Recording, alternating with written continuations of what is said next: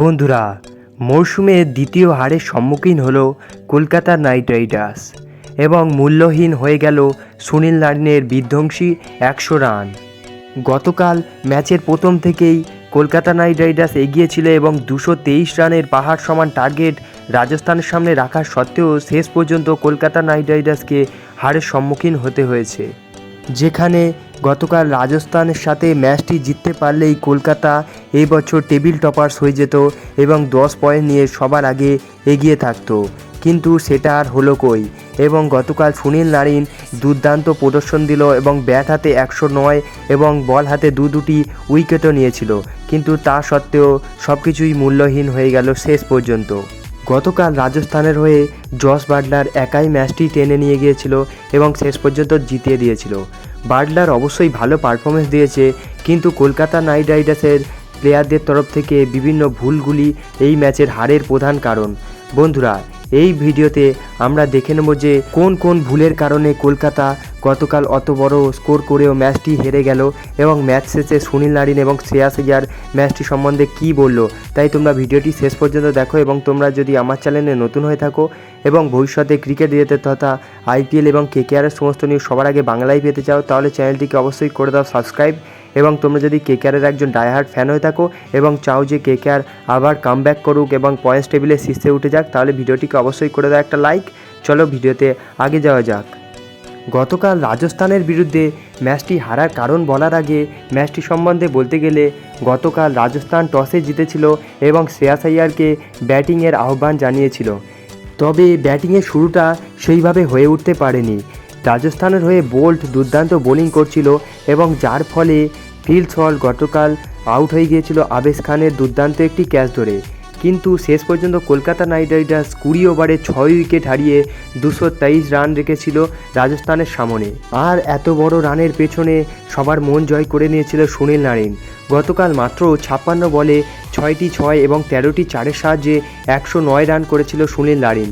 তবে নারিন ছাড়া এই ম্যাচে বাকিরা খুব একটা বড় রানের ইনিংস খেলতে পারেননি। শেষের দিকে ব্যাট হাতে ঝড় তুলেছিল রিঙ্কু সিংও। তিনি 9 বলে 2টি 6 এবং একটি 4 মেরে 20 রান তোলে এবং কলকাতাকে শেষ পর্যন্ত 223 রান করতে সাহায্য করেছিল। এদিকে জবাবে ব্যাট করতে নেমে ধারাবাহিকভাবে উইকেট হারাতে থাকছিল রাজস্থান রয়্যালস। তবে একদিকে মাটি কামড়ে পড়েছিল উইকেট রক্ষক জস বাটলার এবং 60 বলে 6টি 6 এবং 9টি 4-এর সাহায্যে শেষ পর্যন্ত 107 রান করে এবং শেষ অবধি ম্যাচটি জিতিয়ে নেয় রাজস্থান রয়্যালসের জন্য। জস বাটলার অবশ্যই ভালো ইনিংস খেলেছেন, তবে কলকাতা নাইট রাইডার্সের হারের কারণ বেশ কতগুলি আছে এবং প্রথম কারণটি হলো কলকাতা নাইট রাইডার্সের সুনীল নারিন ছাড়া অন্য কোনো ব্যাটসম্যানরা সেইভাবে জ্বলে উঠতে পারেননি এবং শেষ পর্যন্ত 223 রানের বেশিও কলকাতা নাইট রাইডার্স করতে পারত।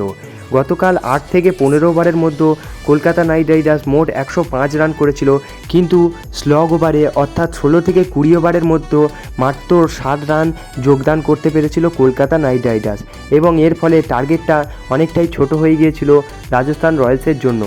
এরপর কলকাতা নাইট রাইডার্সের হারের সবচেয়ে বড় কারণটি হয়ে উঠছে মিচেল স্টার্কের বোলিং।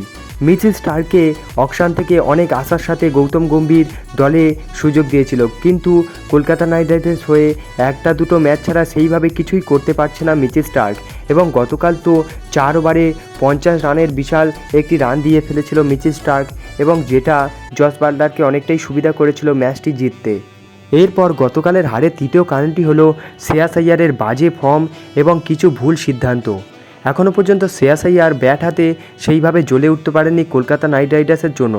গতকাল 9 বলে মাত্র 8 রান করে প্যাভিলিয়নে ফেরত গিয়েছিল কলকাতা নাইট রাইডার্সের ক্যাপ্টেন শ্রেয়াস আইয়ার। এর পাশাপাশি গতকাল কিছু ভুল সিদ্ধান্তও নিয়েছিল শ্রেয়াস আইয়ার, যেমনটা আন্দ্রে রাসেলের আউট হওয়ার পর ভেঙ্কটেশ আইয়ারকে ব্যাটিং করতে পাঠানো। এটা একেবারেই ভুল সিদ্ধান্ত ছিল, কারণ ভেঙ্কটেশ আইয়ার সেইভাবে এবছর ফর্মে নেই এবং তার পাশাপাশি রিঙ্কু সিং দুর্দান্ত ফর্মে রয়েছে। তাই যদি ভেঙ্কটেশ আইয়ারের আগে রিঙ্কু সিং ব্যাটিং করতে আসতো এবং বেশ কিছু বলও পেত, তাহলে কলকাতা নাইট রাইডার্স আরও কিছু রান যোগ করতে পারত তাদের স্কোরবোর্ডে।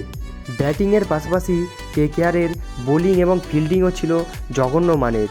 গতকাল জস বাটলারের একটি ক্যাচও ছেড়েছিল বরুণ চক্রবর্তী এবং এটাই হয়ে গিয়েছিল ম্যাচের টার্নিং পয়েন্ট। বন্ধুরা, আমার মতে এই ভুলগুলি গতকাল ম্যাচের হারের কারণ। বন্ধুরা তোমাদের কি মনে হয় অন্য কোনো কারণে কলকাতা গতকাল ম্যাচটি হেরেছে? বন্ধুরা তোমাদের মতামত তোমরা কমেন্টে জানাতে পারো এবং দেখা হচ্ছে অন্য কোনো ভিডিওতে। ততক্ষণের জন্য বাই বাই।